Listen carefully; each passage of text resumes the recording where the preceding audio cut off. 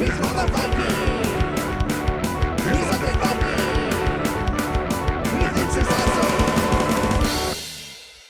everyone, this is me, the Undead Viking. I'm going to talk to you today about the Grimm Forest, which is well, it's not really worker placement. It's a game that I like to call a you think, I think game. It is a game about bluffing and deduction, but also gathering resources and trying to build huts. In the game, you are like a niece or a nephew of the famous three little pigs. Three little pigs in the forest, and you are trying to make your mark, if you will, and you're trying to build three buildings, and you can make them out of straw, you can make them out of brick, you can make them out of wood. You don't have to make the one of each, but you just have to build three buildings, and the pig that builds three buildings first and the best will win the game. But you're going to be competing directly against other players and picking different locations to gather your resources and trying to outguess what the other people are going to be doing, and trying to, like, collect the most resources the quickest so you can build your houses faster and more efficiently. Now, along the way, you'll be enlisting the aid of some other famous fairy tale people like Rumpelstiltskin and Snow White and the Big Bad Wolf and what have you. And you'll be using those either to help you or to confound and complicate matters for your opponents. It's a lot of fun, and I really dig the way the game looks and feels as well. So let me show you how the game is played. Shouldn't take very long, and then we'll come back here and I'll give you my final thoughts. Alright, I've set up a 4-player game here, and this is what's going to be in the center of the board. There's going to be these 4 different locations. Now, without 4 players, you're not going to have the market spot, but I've just gone ahead and set up a 4-player game. There is the fields, the forest, and the brickyard, which obviously you're going to get straw, wood, and bricks, and then the market has one of each resource, and these will replenish each game turn. So the whole point of the game is you're gathering these resources and you're trying to use those to build these cool little buildings, and I'll show those to you in just a little bit. Now, how do you get the resources? Well, each person gets one of these awesome little piggy miniatures. Like here, it's like, this guy, he's all strong, carrying wood. This guy's got a wheelbarrow. It's kind of neat. I don't know, this guy looks kind of fat, but he's... Well, pigs are kind of chubby anyway, so I should talk, right? And then finally, we have her, and I think she's like supposed to be going to the market, because I think she has several different items or whatever. But that's kind of cool. Anyway, so each person is going to get one of these miniatures, and they're going to get 3 in a game that doesn't use the market. You get 3 cards. But when you have the market, you get these 4 cards. And so you're going to go ahead, and you're going to have these 4 cards, and you're going to pick one of these decisions or whatever, and you're going to put it face down in front of you. Then everybody reveals it at the same time, and then when the people go to these locations, if they happen to go to the location all by themselves, they'll gather all of the item that is there and get to keep it. If there's 2 people that share a spot, they have to split it up evenly. So like this 4 wood here, each person would get 2. So that person would get 2, and then that person would get 2. In the case of the market, if you have 2 people there, what happens is, like, depending upon where the first player marker is, the first player takes one of the resources that's there, the second person takes a resource there, and so forth. Now, if there's more than 3, if there was, like, 4, each person would get 2. Pretty simple, pretty straightforward how that works. Now, if you have a situation like here, where you have the 5 straw, each person would get 2, and then you leave 1 straw behind, and because nobody could take that, because you can't keep rounding it down. You're always going to be rounding down, you never round up. Alright, so along that's the major part of the game, as far as gathering those resources. There's a lot of guessing what the other people are going to be doing, where they're going to be heading, and what they're going to be doing. Now, as the game progresses, you're going to get a hold of these fable cards. And fable cards get to be played, and can be played at the same time as your gather card. And so what happens with that is that you put a fable card down with your gather card, and then you reveal it to show everybody what you did. So fable cards just give you certain things like chin chin chin. When you move to a location, if you're at a location with a monster, you may choose a different location of your choice, and you only do that once. And you might be saying, well, what's a monster? So like, here is a wolf. Before collecting resources, if any player shares a location with Wolf, the Wolf destroys all the resources at the location before anyone can collect them, and then place them back in the supply. So if you went to that spot, so let's say in this exact same situation, somebody played the Wolf to the market, and then these two people were like, one person, had played the Chin card with their actions, so then they'd be able to move their pig over to the brickyard, and then they'd be able to get that. And this person, of course, would be stuck because they'd have all these resources destroyed, and then they wouldn't get anything for that particular turn. So there's other cards here, like Consult the Oracle. At the end of the gather phase, if you're alone in a location, you may take one random fable card from each other player's hand. And there's all kinds of things, and these are like the cool things that like change up the game or whatever and make the game interesting. So the Mysterious Stranger, if you're alone in a location, you gain a friend card. I'll explain the friend cards here in just a quick moment. And just here, I'll show you like the Bridge Troll.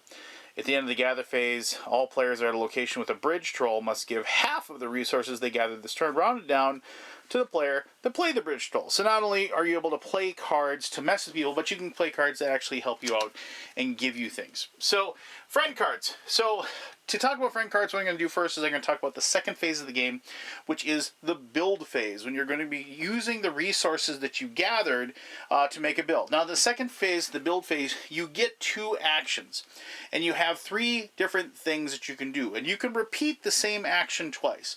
The first one is just draw a fable card. Just draw one, that can be an action. The second one is you can just gain 1 resource. So if you need 1 resource, you can gain it. Now remember, you can take 2 of these actions. So you could draw 2 fable cards. You could take 2 resources. But the big thing that you want to do is you want to be building, because the first person who successfully builds 3 buildings, doesn't matter what type of buildings they are, the first person who successfully builds 3 buildings is going to win the game. So what happens is you have to build a floor, a wall, and then the roof. So each one has like 3 different parts.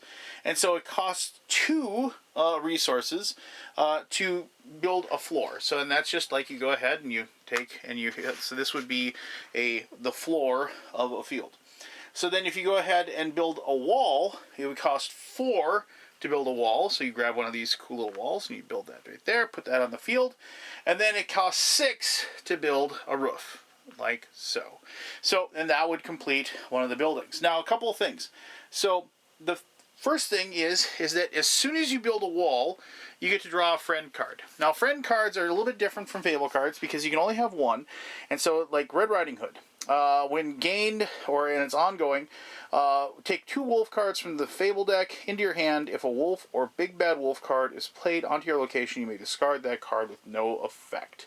And so this special ability, and this is one that you'd be putting down next to your player board, so everybody would know that you have the effect of Red Riding Hood. Now, some friend cards, if you already have a friend card and you gain another one, you have a decision to make. So let's just grab another one here. Let's say we have the Evil Queen. So you built another building. Let me just, so you built wood, and then you built the walls. And so then, of course, when you built the walls, you get it. But I like finishing buildings because they're cool looking. So then we'll build a little wood hut there.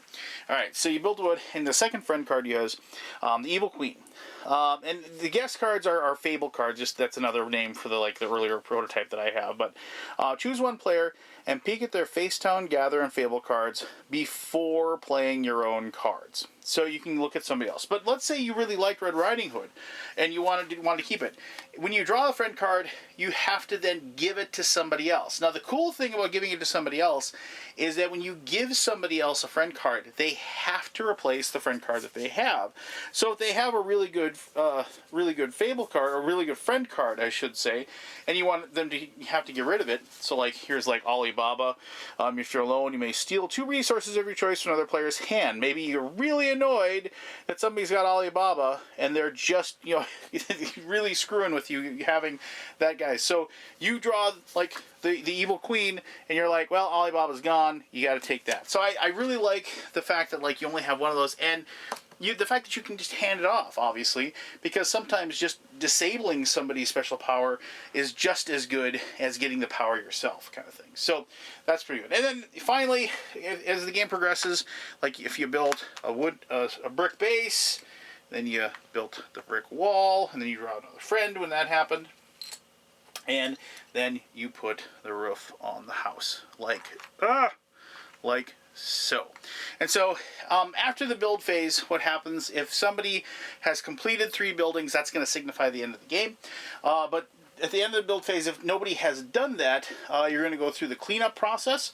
When you do the cleanup, what's going to happen is you turn the starting player to the next person clockwise around the table. Everyone takes their pig back from their location, and then you replenish the gather location boards with, you're going to put 5 wheat on the fields, 4 wood on the forest, 3 bricks on the brickyard, and then 1 of each on the market. And then you're just going to start the next round. So, as I said, the game is not terribly complex, but it has that wonderful mechanism that I love, the I think that you think that I think that you think type of situation, where trying to guess where people are going to go, because there's going to be locations that just build up tons of resources, and you're thinking people are going to go there, but then you're pretty sure that people have some fable cards that are going to screw with you if you go there, so you don't want to go there, but then they're thinking that you're not going to want to go there, so maybe you should go there, and, well, you see where I'm going with this. So, the game is a ton of fun. I love the way it looks. I love the way it handles. I love the buildings. As I said, the first person to build 3 buildings wins. However, that isn't just like done. People could build 3 buildings at the same time. If you do have 2 people that build 3 buildings, and you can build more of the same type of building, but you can't like have like, like a base, and I'm going to buy another base. You can't do that. You have to finish the 1 brick building before you start with another brick building, or finish your straw, or finish your wood before you can start building another one. So if 2 people finish their buildings first, then you're going to go with who's got the best buildings. So like if you've got, if some person's got 3 straw and some person has 2 straw and 1 wood, they're going to have better buildings because they built stronger buildings. If you're still tied into that, that's where these come in. These are the first builder bonuses. If you're the first person to finish a straw building, a wooden building, or a brick building, you get the first builder bonus, and you take this tile and you put it over here.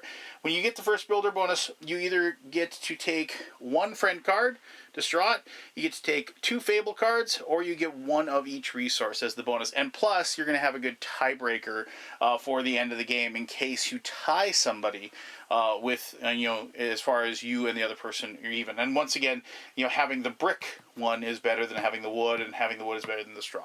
Makes sense. All right, the game is a lot of fun. I had a blast playing this with my daughter, but I'll talk all about that and more in my final thoughts. All right, thank you very much for taking the time to learn how to play the Grimm Forest. As I said, this is a game that is pretty simple. You're going to be able to teach this one in about 5 or 6 minutes, I'm guessing, especially if people are familiar with the whole process of doing a gathering of resources type of game. And I do like the fact that this game doesn't have like a set number of turns. It is a game that is a race, and you can really easily see like who's in the lead, as far as you can see their resources they have, you can see how far along their buildings are. And you can really start like pinpointing certain people if you think that they're getting a little bit too far ahead, and they're jumping out and possibly getting close to finishing off that 3rd building. Now, strangely enough, when I played this game, it seems like everybody kind of finishes their buildings really, really close to each other. I think maybe it's the game group that I'm involved with. We're pretty good about spotting people that are doing well, if you will, and then basically trying to restrain them and pull them back, and then switching our target to the next person, and so there isn't really a way to hide how well you're doing. I mean, honestly, I guess you could probably hold on to your resources or something, and not go through a build action, but at most you can only do 2 build actions a turn, so it isn't like you can really spring a win out on somebody. So I do find the game to be very challenging. I do find the game to be very interactive with other people. This is a game that definitely does promote conversations. It's like, hey, got to make sure we get this person or hold that person back, that type of thing. And I like that. I was a little bit worried when I saw like everybody had their own little player board where they're going to be building their buildings on there, thinking this is going to be a 10-year garden type of game. But no, this is definitely a game of screwing with people and having direct interactivity with other people to prevent them from, succeeding in what they're trying to do. Now, I would definitely suggest that this game is for, maybe like, it has a very, very cutesy family look to it. And, my daughter, she's 9 and she plays it and has a lot of fun. So, I mean, if you're looking for a game for that, like, that grade school aged child, and your child is interested in your board game hobby, this is definitely something I think that, just the look of it and the feel of it, the fact that you get to build these awesome buildings as you're playing the game, is going to also appeal, to those people. And plus, like I said, like, I've had fun with this playing with my buddies, and as I'm watching, everybody's always just like, as they're waiting for their turn, they're always like putting together buildings. They're trying to use alternate parts. Like, I'm going to use a brick base for this one, and then I'm going to go ahead and put that on top. So people are always making like little sandwiches and stuff like that, and I like that. I like games that have a nice tactile feel to them as well, and it kind of just it makes the time spent at the table fun. And plus, I've always enjoyed things where, like you're building something and you can see it being created in front of you. That is a huge draw for me.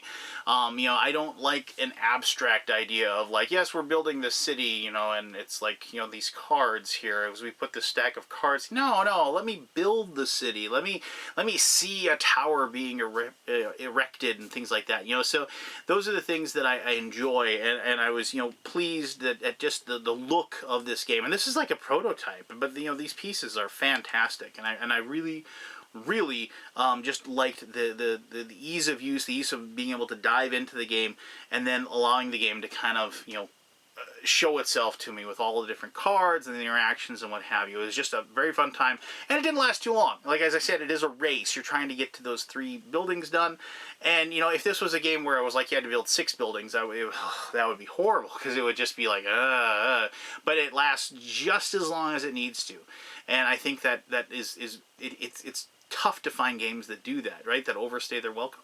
It's tough to find games that don't do that. They get to that point where it is engaging the entire, playtime through, and this is one of those games. So there you go. That is the Grimm Forest. If you have any questions at all about the game or how to play it, ask away. I'll be happy to answer those as best as I can. As always, thank you very much for taking the time to watch this video, and until next time, I'm the Undead Viking, and I'm telling you to have yourself one heck of an awesome day. Alright, bye-bye.